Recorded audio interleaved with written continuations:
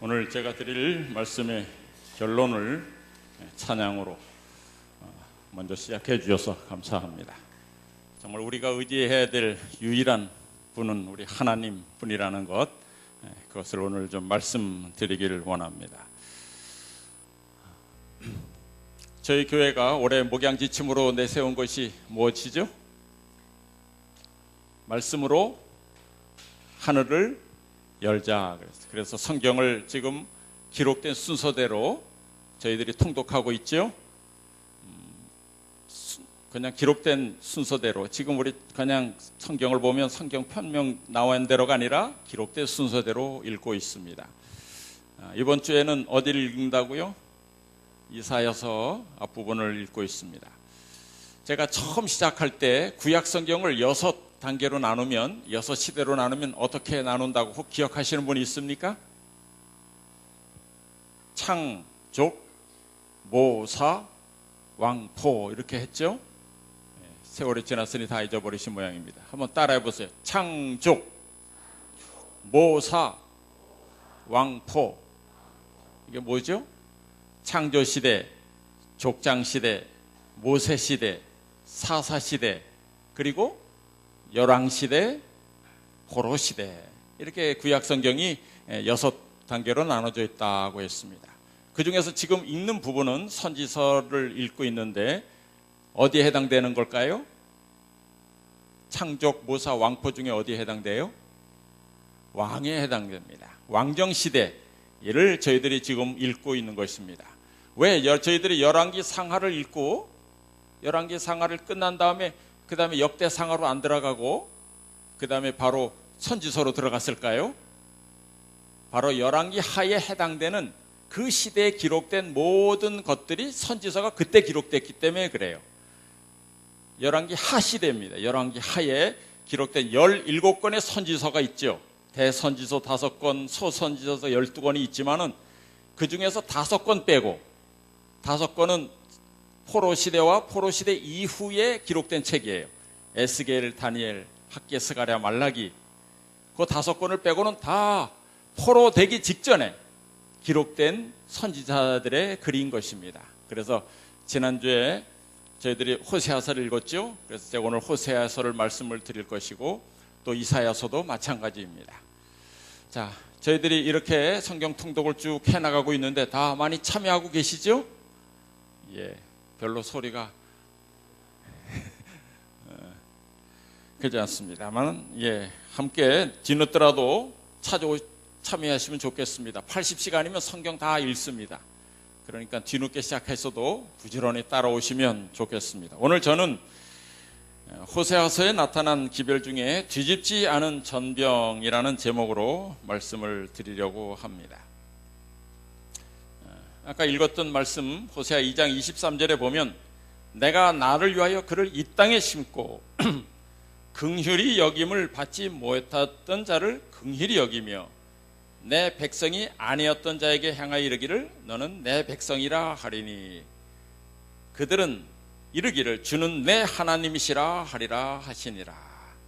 자, 여기에서 긍휼히 여김을 받지 못하였던 자가 무슨 뜻이죠? 한마디로 이름으로 요약하면 로루 하마가 루하마로 되고, 내 백성이 아니었던 자는 뜻이 뭐죠? 로 암미가 내 백성이 되었다 하는, 암미가 된다. 아무래도 호세아서 안 읽은 것 같아요. 예, 그런 말씀이 여기 말씀 쪽에 다 함축되어 있는 것입니다. 최근에 이 믿음으로 말미암는 의를 교회가 강조합니다. 저에게도 많이 강조하고 있죠. 그런데 많은 사람들이 오해하고 있는 부분이 있어요. 그것이 뭐냐면 이 믿음으로 말미암는 의가 마치 사람들에게 죄를 지을 면허를 허락하는 걸로 오해합니다. 그저 믿기만 하면 되니까 죄는 져도 되고 의무는 수행하지 않아도 되는 것처럼 오해하고 있다는 것입니다. 그래서 마치 하나님의 구원을 값싼 은혜로 여기게 되는 경향이 많다는 것입니다. 이 호세에서 나타난 이 기별도 정말 그는 하나님에 대해서 그 하나님의 크신 은혜를 오히려 저버리고 아주 고집스럽게 하나님을 떠나는 그 백성들, 그래서 영적으로 간음죄를 범하는 그들에 대하여 우리 하나님께서 심판하시지만은 그러나 진심으로 회개하고 돌아오면 그분은 그들을 진심으로 사랑으로 맞아주신다는 내용이 호세아서 전체의 기별인 것입니다. 여러분, 성경에 보면 에서가 있습니다.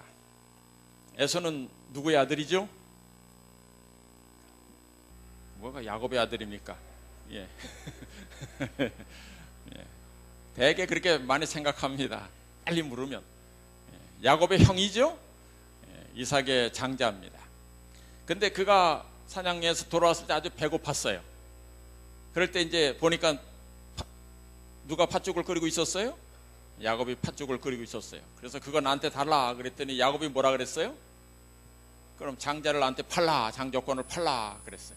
그랬더니 에서가 장자권을 소홀히 여겼다, 경솔히 여겼다. 그래서 그래 가져가 그러면서 팥죽 한 그릇에 팔았다는 얘기가 있습니다. 우리가 그 부분을 배고프니까 그냥 귀찮아서 그냥 한 말인 줄 알았지만은, 그러나 예언의 신에 보면 에서는 그때 차라리 이 장자권을 팔아버렸으면 하는 마음이 있었던 사람이었어요.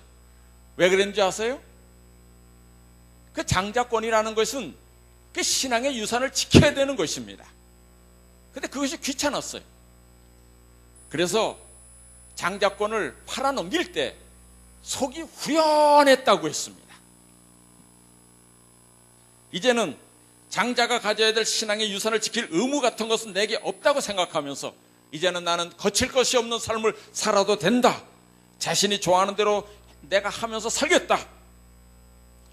이렇게 생각하면서 장자권을 팔았다는 것이에요.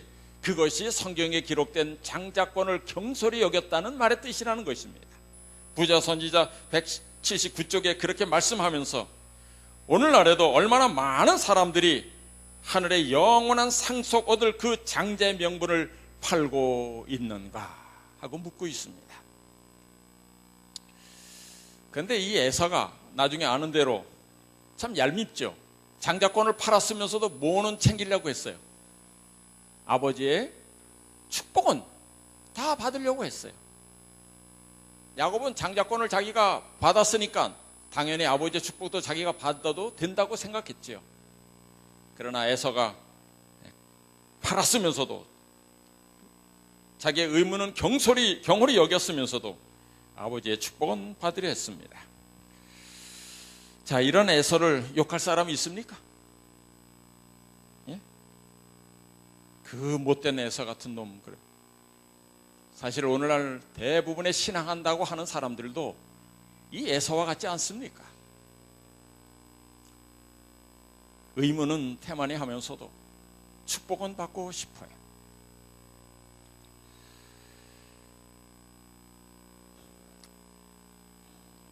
이 시대가 어떤 시대입니까? 참, 지난 8일 여러분 뉴스를 통해서 보셨겠지만은 지난 8일에 양산의 어떤 아파트에서 그 페인트 도백 칠하던 그 사람 있었죠? 그 바깥에 줄을 타고 내려가서 이렇게 칠을 하는 사람인데 그 왔다 갔다 하면서 칠하는데 시끄럽다 이거예요. 그만둬라, 시끄럽다. 어떤 사람이 그런데 그냥 계속 뭐 자기는 일이니까 하니까 이 사람이 어떻게 했죠? 아파트에 올라가서 그 사람 매달려 있는 줄을 끊어버렸어요. 근데 줄을 끊었는데 그 사람이 아니고 다른 사람이 줄을 끊었어요. 엉뚱한 사람이 떨어져 죽었죠. 술기운에 했다 하지만 요즘 시대가 그래요. 또 성적 제대로 안 준다고 한 대학원생은 폭발물을 제조해가지고 그 좋은 머리로 자기 교수를 상하게 하고 말이죠. 참 너무나도 피곤한 세상입니다. 디모데후서 3장 1절로 4절에 쭉 보면 내가 이것을 알라 말세에 고통하는 때가 이르리니 사람들은 자기를 사랑하며 돈을 사랑하며 자긍하며 교만하며 회방하며 부모를 거역하며 감사치 아니하며 거룩하지 아니하며 3절부터 다 같이 읽겠습니다. 시작. 무정하며 원통함을 풀지 아니하며 참소하며 절제하지 못하며 사나우며 선한 것을 좋아 아니하며 배반하여 팔며 조급하며 자고하며 쾌락 사랑하기를 하나님 사랑하는 것보다 더하며 그랬어요. 요즘 세상이 사람 사는 세상입니까? 요즘 이러한 것을 보면서 여러분은 마음에 어떤 생각이 드십니까? 이런 모든 예언의 성취를 보면서 여러분들은 어떤 준비를 하고 계십니까? 다니엘과 그 세 친구를 보면서 우리가 깨달아야 될 점이 있습니다. 여러분, 이 두라 평지에 여러분들 아는 대로 느부갓네살이 그 다니엘의 꿈 해석을 들은 다음에 그 꿈에 본 그 신상은 머리는 정금이고 가슴과 팔은 은이고 배와 넓적 다리는 노시고 다리는 철이고 발가락이 있는 데는 흙과 철이 섞였죠. 점점점 그 자기 나라가 망한 다음에 점점점 다른 나라로 이렇게 내려간다는 말을 듣고 어떻게 했어요? 머리부터 발끝까지 무슨 뭘로 만든 금으로 된 큰 신상을 어디에 세웠어요? 두라 평지에 세우고 있었습니다. 그것을 쭉 보면서 다니엘과 그 세 친구가 어떤 생각을 했을까요? 예? 저것이 저렇게 완성되는 날에는 준공식을 할 것이다. 그때 어떻게 할 것을 알았을까요? 다 모이라고 한 다음에 그 앞에 절하라고 말할 것을 이미 알고 있었어요. 그날이 분명히 올 것인데 그날을 우리가 어떻게 할 것인가 두렵지만은 그들의 믿음을, 신앙을 단단히 준비하고 있었던 것이죠. 그 신상이 하루아침에 짠 하고 생긴 거 아니잖아요. 그래서 매일매일 그날을 위해서 준비하는 신앙을 하였던 것입니다. 그렇게 했기 때문에 그들이 악기 소리와 함께 모든 사람이 절을 할 때 목숨을 내놓고 절을 하지 않을 수 있었던 것입니다. 마지막 때도 마찬가지일 것입니다. 예수님 재림 직전에 이와 같은 일이 있을 것을 성경은 예언하고 있어요. 계시록 13장 15절 같이 읽겠습니다. 시작. 저가 권세를 받아 우상에게 생기를 주어 그 짐승의 우상으로 말하게 하고 또 짐승의 우상에게 경배하지 아니하는 자는 몇이든지 다 죽이게 하더라. 자, 마지막 때도 우상을 만들고 그 앞에 경배하게 하겠다. 그러니까 큰 신상을 만들고 다 와서 그 앞에 절하게 하겠다. 그런 것입니까? 아닙니다. 마지막 때는 그렇게 신상을 만들고 앞에서 절하라. 그렇게 시키는 것이 아니라 정말 이 우상이 법적인 힘으로 사람들을 지배하게 될 것이고 그 앞에 무릎 꿇게 할 것이다 이것입니다. 경제적으로 압박하면서 내 말을 안 들으면 내가 너희들에게 경제적으로 어려움을 주겠다. 사고 팔지도 못하게 하겠다. 장사도 못하게 하겠다. 억압하겠다는 것입니다. 그렇게 우상 숭배를 강요할 때 우리가 어떻게 할 것이냐 이것입니다. 오늘날 마음의 준비를 하는 사람들은 다니엘과 사드락과 메삭과 아벳느고처럼 그들이 준비하던 신앙을 하던 사람들은 그날에 바로 설 수 있을 것이라는 거예요. 사실은 그 일은 이미 시작되었죠. 이미 시작되었어요. 오늘날에도 거기에 무릎 꿇는 사람도 있고 승리하는 사람도 있습니다. 그렇다면 오늘 우리는 무엇을 해야 할까? 많지만은 오늘 호세아를 통해서 우리 하나님께서 주시는 몇 가지 교훈을 저는 얻게 되기를 바랍니다. 여러분이 아는 대로 이 호세아와 이 고멜 사이는 하나님과 이스라엘 사이를 나타내고 있는, 그 당시 이스라엘을 나타내고 있는 것을 아시죠? 이 호세아서는 이제 호세아와 부정한 여인 고멜과 결혼하고 세 자녀를 낳는 이야기부터 시작됩니다. 정말 어처구니 없는 그 아내를 보면서 속상하고 한스러운 이 호세의 마음처럼 우리 하나님께서도 이스라엘에 대해서 얼마나 속상하는지를 보여주는 이야기가 처음 이야기예요. 십계명 첫째 계명부터 넷째 계명까지를 다 이스라엘이 범하고 있죠. 나 외에 다른 신을 섬기지 말고 우상을 만들지 말고 전하지 말고 하나님의 이름을 망령되이 일컫지 말고 안식일을 기억하여 거룩히 지켜야 되는 것, 그렇게 하지 않고 하나님을 떠나서 다른 우상을 섬기는 것은 하나님으로 하여금 아주 마음을 속상하게 하는 거예요. 여기에 십계명에는 아주 나는 질투하는 하나님이다, 나는 정말 나를 떠나서 다른 신을 섬기는 것을 정말 보지 못한다.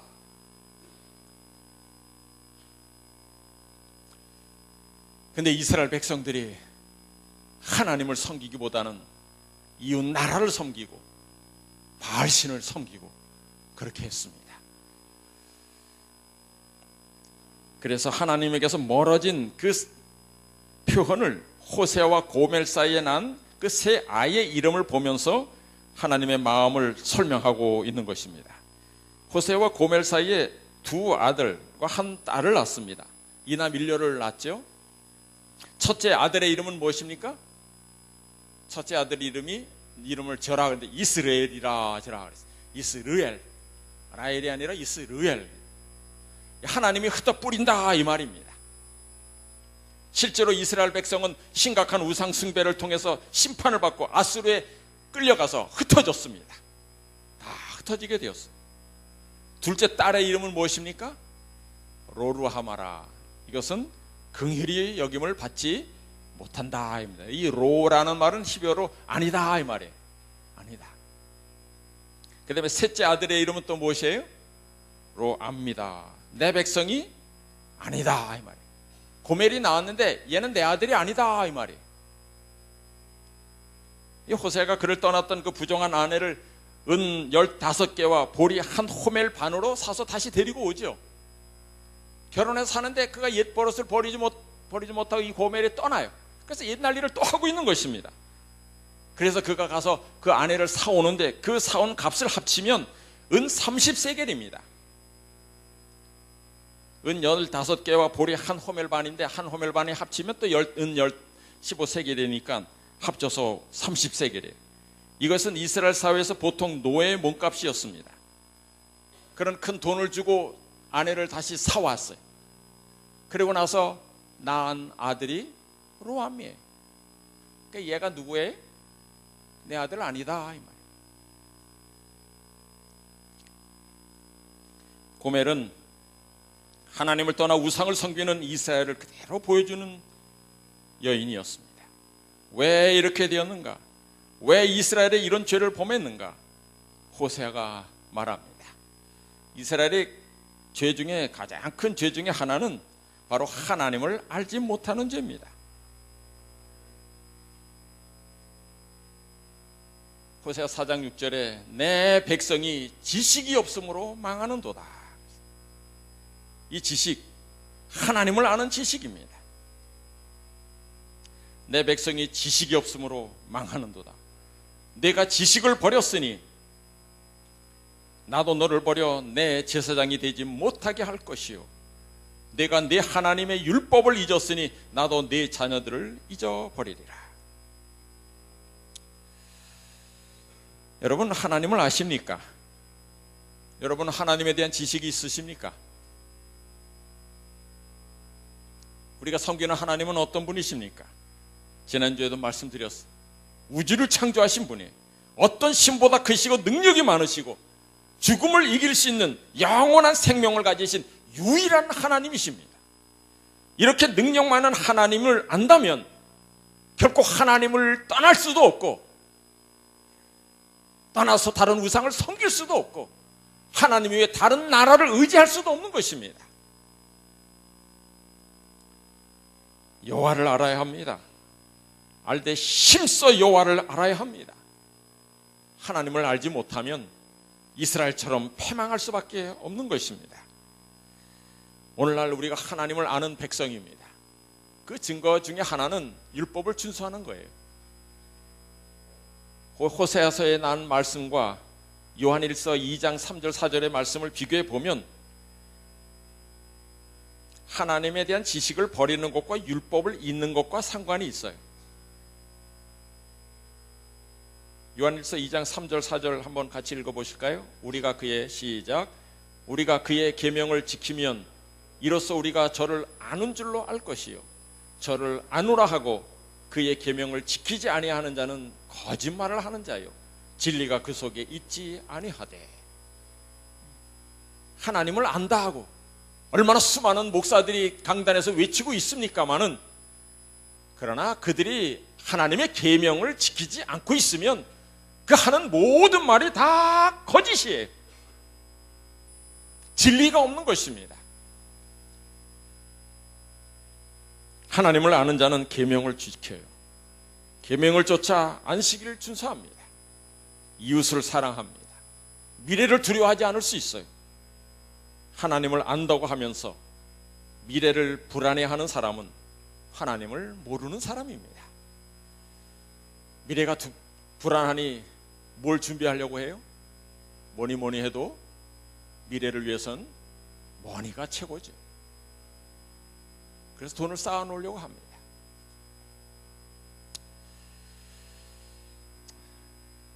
여러분 많이 아시기 때문에 간단하게 좀 말씀드리고 넘어갑니다. 각종 다단계, 특별히 금융 다단계에 속지 마세요. 세상에 많은 가면을 쓰고 탈을 쓰고 이 다단계가 접근해 옵니다. 이건 금융 다단계입니다. 이러다가 속을 수 있습니다. 그렇게 말 안 합니다. 정말 큰 돈 봅니다. 이건 안전합니다. 각종 광고가 있어요. 광고 평가단 모집한다 그러고 하고, 또 온라인 산업 박람회를 연다고 하고, 하여튼 가면을 쓰고 이상한 방법으로 사람들을 끌어모읍니다. 가보면 이렇게 하면 쉽게 돈을 벌 수 있다. 교묘하게 아주 정상적인 투자처럼 속이지만은, 여러분 세상의 금리보다 배 이상 준다고 하면 그건 다 사기라고 생각하면 됩니다. 그리고 그렇게 쉽게 돈을 벌려는 생각부터 버려야 돼요. 옛날에 좋은 회사도 있었어요. 제가 말렸어요. 이게 정말 좋은 회사입니다. 물건도 좋습니다. 그런데 그 회사는 좋을 줄 몰라도 당신 자신이 무슨 마음으로 이걸 하고 있느냐. 조금만 지나면 자기는 가만히 있어도 한 달에 몇백씩 그냥 들어온다는 거예요. 불로소득 원하는 거 아니냐. 엿새 동안 열심히 일해서 벌면서 살라고 한 것이 하나님의 넷째 계명에 있다. 그 사상이 사람을 뒤투기로 몰아가는 것입니다. 이런 이중적인 생활을, 신앙생활을 하는 이스라엘 백성들의 죄의 상태를 우리 호세아에서는 뒤집지 않은 전병과 같다고 말하고 있는 것입니다. 에브라임이 열방에 혼잡되니 저는 곧 뒤집지 않은 전병이로다. 열방에 혼잡되니 그랬어요. 이 혼잡이라는 단어가 이 발랄입니다. 이 발랄이라는 단어, 혼잡이라는 단어 여러분 기억하시죠? 바벨탑을 쌓은 다음에 하나님께서 바벨탑을 쌓는 걸 보고 그대로 해서 언어를 어떻게 하셨다? 혼잡케 하셨다. 그 단어와 똑같은 단어예요. 거기서 바벨이 나온 건 아닙니까? 이 발랄이라는 단어는 혼잡하다, 섞이다 이런 뜻이에요. 혼잡하고 섞이는 생활이 곧 바벨론 아닙니까? 이스라엘이 이방인과 섞이고 이스라엘의 신앙은 결국 바빌론이 되어가는 것입니다. 하나님께서는 이스라엘을 택하셨어요. 그래서 성별하셔서 다른 백성이 되길 원하셨습니다. 레위기 20장 26절에 보면 너희는 내게 거룩할지어다. 이는 나 여호와가 거룩하고 내가 또 너희로 나의 소유를 삼으려고 너희를 만민 중에서 구별하였음이니라. 하나님께서는 성별하셨어요. 그래서 이스라엘 백성은 발람이 예언한 대로 이방인과 다른 백성이 되어야만 했습니다. 민수기 23장 9절입니다. 내가 바위 위에서 그들을 보며 작은 산에서 그들을 바라보니 이 백성은 홀로 처할 것이라. 그를 열방 중에 하나로 여기지 않을 것이라. 그러나 이스라엘 백성은 이러한 신성한 소명의 목적에서 어긋나 이방인과 섞였습니다. 열방에 섞이는 것이 왜 문제입니까? 이 땅에 살면서 이 세상 사람들과 섞이지 말고 독불장군으로 살아가라는 말입니까? 우리 하나님께서 세상과 담을 쌓고 홀로 살기를 원하시는 것입니까? 모두 세속을 떠난 깊은 산중에 그 불교처럼 말이요, 산사를 짓고 수도원 생활을 하면서 그렇게 살기를 원하십니까? 그렇게 하지 않습니다. 요즘은 TMI 운동하잖아요. 세상 사람들 속에 섞여서 그들의 필요를 따라 그들을 돕자고 하는 운동이 요즘 TMI 운동 아닙니까? 세상 사람들과 섞여서 그들의 필요를 도우라는 거예요. 근데 왜 여기서 섞인다는 말이 나쁜 것입니까? 이 세상에 섞여 살면서 그들에게 선한 영향력을 끼쳐야 되는데 도리어 세상에 섞여서 거룩한 백성의 모습을 잊어버리고 세상의 모습만을 갖게 되는 것을 안타까이 여겨서 하는 말인 것입니다. 세상을 변화시키겠다고 나가서는 도리어 세상에 물이 들어가지고 성도의 모습을 잃어버리는 것을 말하는 것이죠. 배는 바다에 나가야 되죠. 고기를 잡으려면, 그래서 영혼 구원하려면 세상으로 들어가야 합니다. 그러나 바닷물이 이 배 안으로 들어오는 것은 막아야 돼요.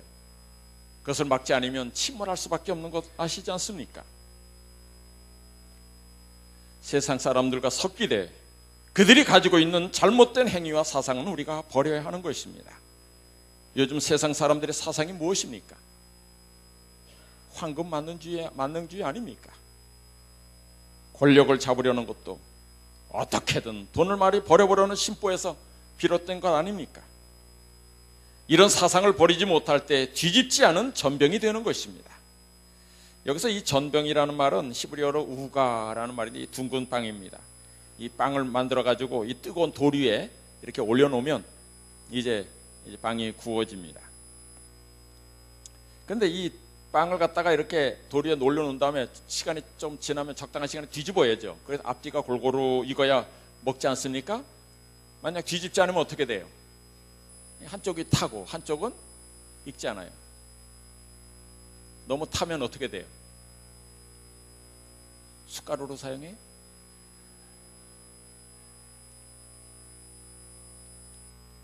먹을 수가 없는, 그래서 버려질 수밖에 없는 것입니다. 그 당시에 여로보암 2세가 통치하고 있었어요. 근데 이스라엘 백성이 아주 어느 때보다도 부유하게 잘 살고 있었던 시대가 바로 이때입니다. 항상 멸망하기 전에 하나님께서 마지막에 기회를 한번 주시는 것 같아요. 하도 어렵게만 하니까 하나님을 떠나니까 그럼 한번 내가 복을 주어 잘 살게 해보겠다. 그럼 내게 좀 돌아올까 해서 부유하게 해주셨어요. 아주 경제적으로 아주 부강했어요. 근데 부강하면 부강할수록 더 떠나요. 돌아가시는 분, 제가 목회 한 30여 년 하다 보니까 제가 임종도 여러 번 보고 돌아가시는 분들을 이렇게 보면 참 마지막에 하나님께서 은혜를 주는 걸 봐요. 그렇게 꼼짝도 못하고 움직이지 못하고 그냥 오늘 내일 하시던 분이 갑자기 일어나셔요. 그래서 가서 대변도 보시고 세수도 하고 이렇게 오셔요. 아이고, 그럼 다 나셨나? 그러면 그 다음날 돌아가셔. 그런 거 보신 분 계십니까? 정말 마지막에 하나님께서 기운을 주시는 것 같아요. 저는 그때가 하나님 마지막 정리하고 하나님께 회개할 건 회개하고 정리할 거 다 하라라는 뜻 같아요. 역사적으로도 멸망하기 직전에 아주 부강한 나라들이 많았습니다. 그렇지만은 내적으로는 심히 썩어가고 있었고 하나님을 믿는 신앙은 다 없어지고 말았습니다. 경제적인 발전을 이루면 뭘 합니까? 사람들이 물질에 대한 탐욕이 한이 없어서 또 돈을 벌기 위한 수단은 방법은 아주 간교해서 뒤와 말을 속이고 저울을 속이고 아주 부정한 거래가 만연하고 있었습니다. 온갖 부정과 불법이 만연했어요. 또 빈부의 차이가 아주 너무 극심했습니다. 어떤 부자들은 화려한 상하 침상과 그 침상에 누워서 술과 향락으로 세월을 보내는 자들이 있는가 하면 겨우 집신 한 켤레 값에 가난한 사람들을 인신매매하는 그런 일이 허다했습니다. 내 집에 양식이 썩어나가는 한이 있더라도 가난한 사람들에게 주지 않았어요.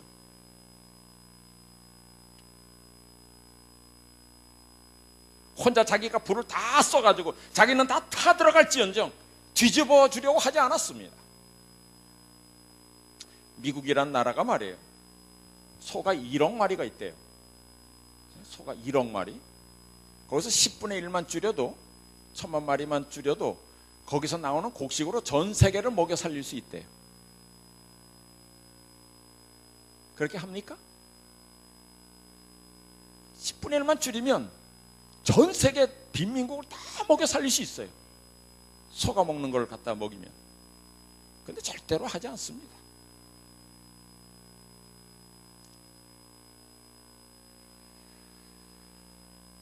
영적으로는 여호와 하나님 대신 바알 신을 믿고 숭상한 일로 나라가 다 들어갈 듯이 멸망해 가고 있는데 믿음을 바꿀 생각을 하지 않고 있었습니다. 교회증언 9권 44쪽에 이러한 시대, 압도적인 불법의 시대에 하나님의 사랑을 마음속에 간직한 자들은, 여러분과 저를 말합니다, 모든 생명의 근원에서부터 나오는 새 생명을 소유해야 한다. 호세아는 그런 나라 형편을 뒤집지 않은 전병과 같다고 본 것입니다. 뒤집지 않은 전병과 같은 신앙이 무엇이에요? 겉으로는 그럴듯하게 보이지만 속으로 썩어 들어가고 있는 모습이에요. 겉으로는 편안하고 안전하고 잘 되는 것 같지만은 안에는 부패와 폭력과 타락과 혼돈에서 헤어나지 못하는 그런 상태를 말합니다.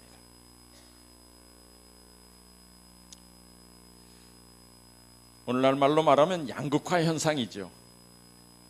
우리 사회도 아주 심각한 양극화 현상이 있지 않습니까? 부자는 너무 많고 가난한 사람은 너무 가진 게 없어요. 이런 편중된 일들을 바로 잡으려면 한 번쯤은 뒤집어지는 일이 필요합니다. 이 뒤집어진다, 이 뒤집는다 하니까 무슨 마치 혁명을 해야 된다 하는 걸로 알고 있는데, 이 뒤집는다는 것이 혁명만을 의미하는 것이 아니에요. 정말 우리의 관점과 시야를 좀 설익은 쪽으로 좀 돌리자는 거예요. 어렵고 가난하고 힘든 약자 쪽으로 돌리자는 겁니다.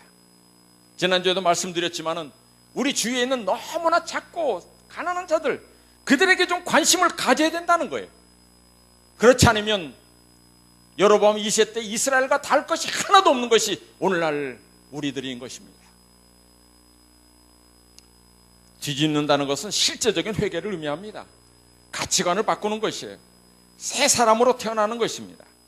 무엇보다 세상을 바라보고 의지하던 그 신앙에서 하나님만을 바라보는 그런 신앙으로 바뀌는 것을 말하는 것입니다. 사도 바울이 그의 사고를 뒤집었을 때 하나님의 백성을 핍박하던 자에서 예수 그리스도의 사도 바울로 거듭나지 않았습니까? 뒤집는다는 것은, 그것의 목적은 구원을 얻는 데 있는 것입니다. 예수님으로 인하여 나의 인생관과 가치관이 뒤집어질 수 있기를 간절히 소망합니다. 이스라엘은 끝까지 뒤집어지기를 거절했어요. 그래서 어떻게 됐습니까? 결국엔 아시리아에 다 포로로 잡혀가는 게 되지 않았습니까? 7장 11절에 보면 그 모습을 어리석은 비둘기 같다 그랬어요.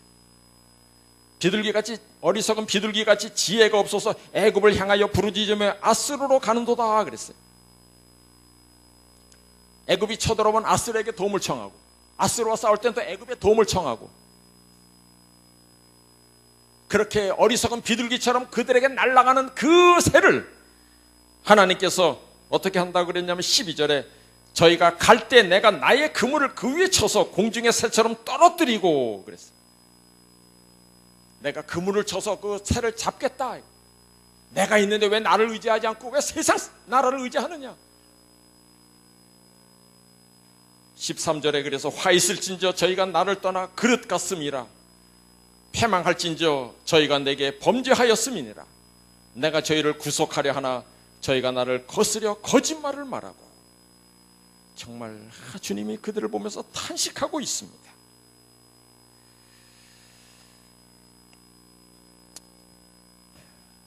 여러분, 호떡 구워 보셨습니까? 호떡.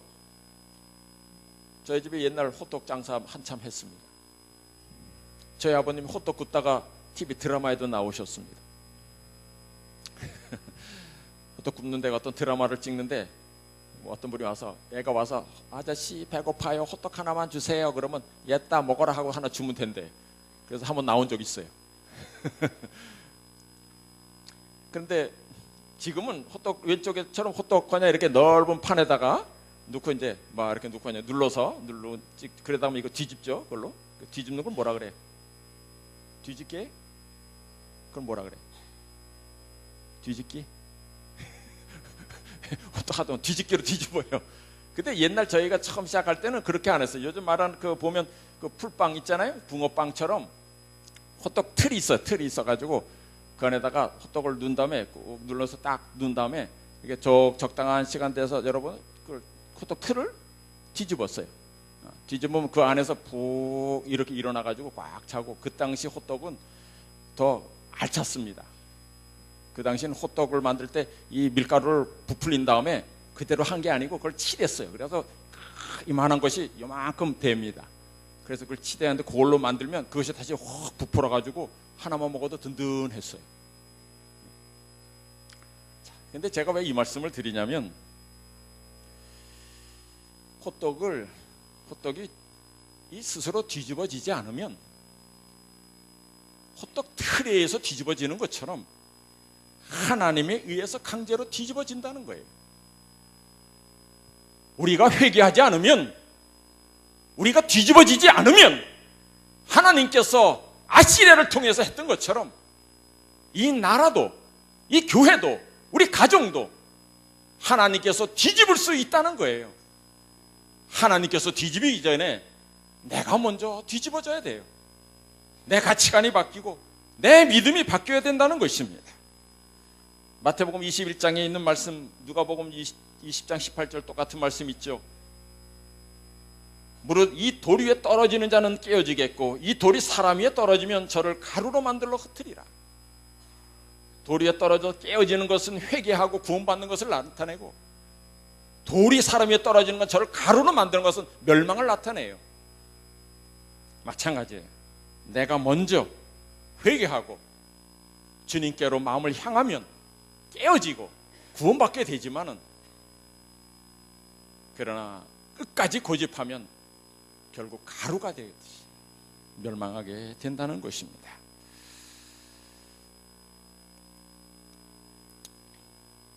요한계시록의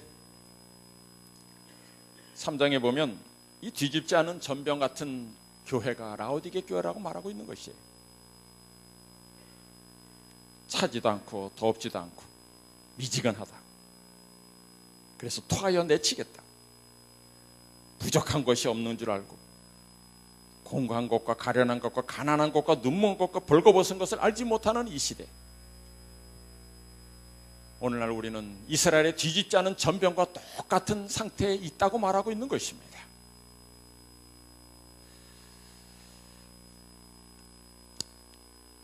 오래 믿으면 아주 더 뜨거워져야 되는데, 이 라오디게아 교회 물이 왜 미지근한지 아십니까?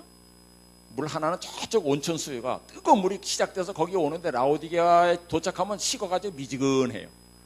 또 저쪽은 아주 차가운 물이, 아주 시원한 물이 글로 오는데 그 물이 거기 도착하다 보면 차가운 물이 또 데펴져가지고 미지근해요. 오래 믿으면 점점 좀 뜨거워져야 되는데 점점점 미지근해져가요. 경건의 모양은 있는 것 같은데, 겉은 뜨거운 것 같은데 속은 너무 냉랭해서 가까이 할 수 없을 정도로 아주 차갑고, 교회 안에서는 아주 뜨거운 것 같은데 이웃에게는 너무 인색하여 냉혈질을 가진 사람이라는 말을 듣고, 말하는 것을 보면 뜨거워서 손도 못 댈 것 같은데 행동하는 것과 말 차이가 너무 커서 차라리 말을 안 하니만 못하는 그런 성도들이 얼마나 많은지, 그런 성도가 라오디게아 교인이라는 것입니다. 이런 성도에서 뒤집어질 수 있도록 성령의 도움을 구하십시다. 여러분이나 저나 다 똑같아. 정말 주님 보시기에 뒤집지 않은 전병이에요.